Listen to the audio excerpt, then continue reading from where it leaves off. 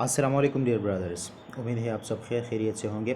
तो जिस तरह आप लोगों को मालूम है कि हमने इंग्लिश कंपलसरी 2 जो है जिसका कोड है 9408 वो शुरू किया था और इसमें हमने 4 चैप्टर्स किए थे। पहले चैप्टर में हमने इसे राइटिंग को समझा था, दूसरे चैप्टर में हमने सीक्वेंसिंग को पढ़ा था और तीसरे चैप्टर में हमने क्लासिफिकेशन के बारे में डिटेल बात की थी। ये चौथा चैप्टर जो है वो है काज एंड इफ़ेक्ट। ये भी हमारे पास ऐसे का एक टाइप है जिसको हम ऐसे ऑफ काज एंड इफ़ेक्ट कहते हैं। ये एक इंतहाई आसान टॉपिक है। काज का मतलब क्या है, वजह, और इफ़ेक्ट का मतलब क्या है, नतीजा। यानी जो काम हम कर रहे हैं इसकी वजूहात क्या है और इसके नताइज आखिर में क्या मुरतब होते हैं, इसके बारे में अगर हम मालूमात करना चाहेंगे तो हम काज एंड इफ़ेक्ट में कर सकते हैं। जिस तरह कि यहाँ पर डिफिनीशन आपको दिया गया है, काज and effect show the relationship between two things when one thing makes something else happen. ये एक ऐसा ताल्लुक़ है जो एक चीज़ दूसरे चीज़ को करने पर मजबूर कर देती है।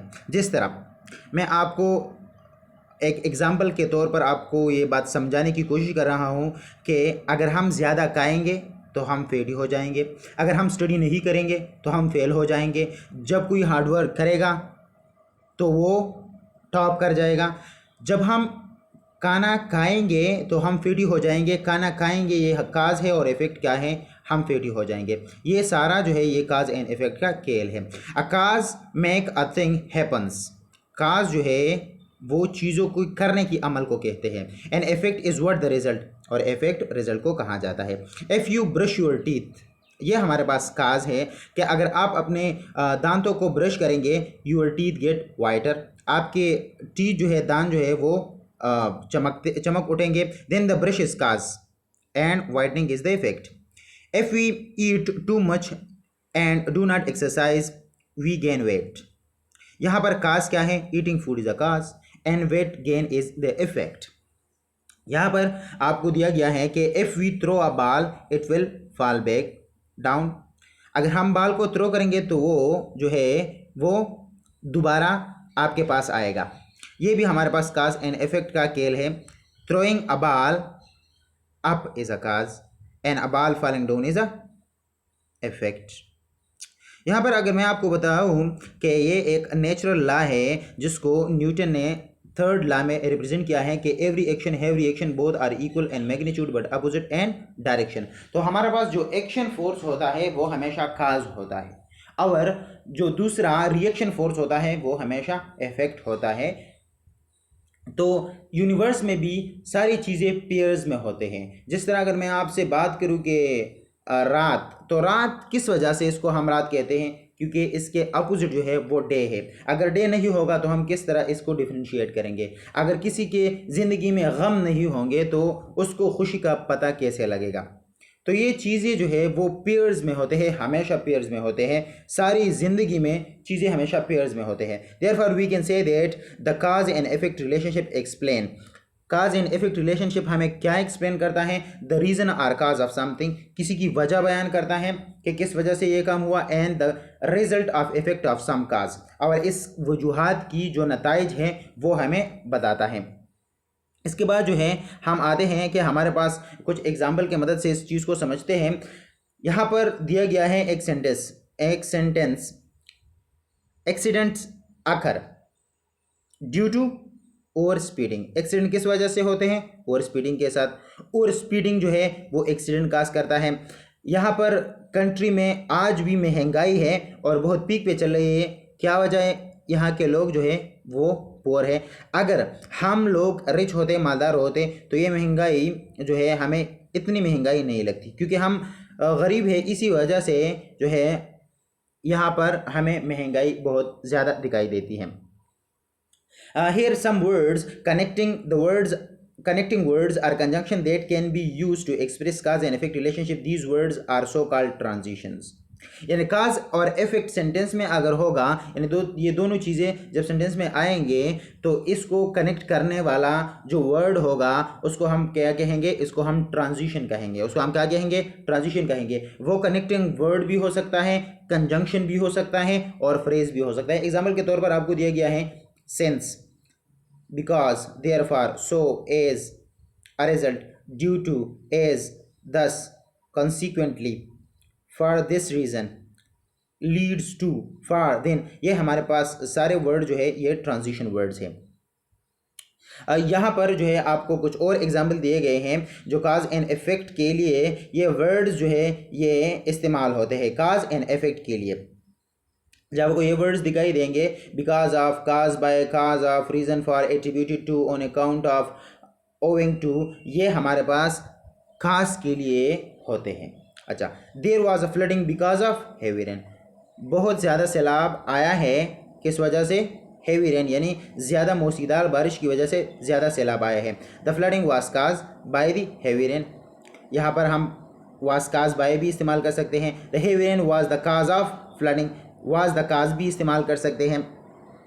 यहाँ पर आप देख लें, the heavy rain was the reason for the flooding, the flooding was attributed to the heavy rain, there was a flooding on account of heavy rain, owing to the heavy rain there was flooding. बहुत सारे sentences, बहुत सारे phrases, words और transition words हम use कर सकते हैं एक ही काज और इफ़ेक्ट के लिए, इससे हमें ये पता चलता है। फिर इसके बाद हम आते हैं यहाँ पर, read some of the example of cause and effect relationship. यहाँ पर कुछ एग्जांपल दिए गए हैं। सेव मनी, जब हम मनी को सेव करेंगे यानी ये वजह है तो हम हाउस को बाय कर सकेंगे और हाउस को ख़रीद कर सकेंगे। ईट टू मच, अगर हम ज़्यादा खाएंगे तो हम फीड हो जाएंगे। अगर आपने ला किया होगा तो आप लायर बन सकते हैं, सेंटेंस तो नहीं बन सकते ना, लायर बन सकते हैं। स्टे आउट इन द सन, जब हम बहुत तेज़ सन में घूमते हैं तो इसी वजह से सनबर्न एक डिजीज़ हमको हो सकता है। No read the full sentence and notice how we can express the cause and effect relationship, also notice the connecting word and transition words. कुछ एग्जाम्पल आपको दिए गए हैं जिसमें आपने इसको गौर से पढ़ना है और इसमें काज एंड इफेक्ट को भी अंडरलाइन करना है और ट्रांजिशन वर्ड्स को यानी ट्रांजिशन जो इस्तेमाल हुए हैं उसको भी आपने समझना है। यहाँ पर आप देख सकते हैं, they save money for more than 1 year, वो 1 साल से पैसे इकट्ठे कर रहा है, सेव्ड कर रहा था। So no they are planning to buy a house, अब वो कोशिश कर रहा है कि अपने लिए घर खरीदे। Myra use to eat too much greasy food as a result she got fat, Myra जो है वो बहुत ज़्यादा फैटी जो है जिसमें लिपिड्स होते हैं, फैट्स होते हैं, वो खाना इस्तेमाल करती है, इसी वजह से वो बढ़ गई है, वो मोटी हो गई है। She studied law there for she become a lawyer, या he studied law there for he become a lawyer, वो लॉ को पढ़ता है इसी वजह से वो लायर बना है। The boys stayed out in the sun too much, consequently they got a sunburn, बच्चे जो है, लड़के जो है वो सन में ज़्यादा घूमते हैं, तेज सन में, इसी वजह से उसको क्या हुआ है? सनबर्न एक डिजीज़ हुई है। Read more example and demonstrate the cause and effect, ये एग्जाम्पल आपने पढ़ने हैं और इसमें भी आपने काज एंड इफेक्ट को अंडरलाइन करना है। यहाँ पर अगर आप देख लें, lake of protein in the body में काज मेंटल रिटार्डेशन, ये हमारे पास क्या काज है?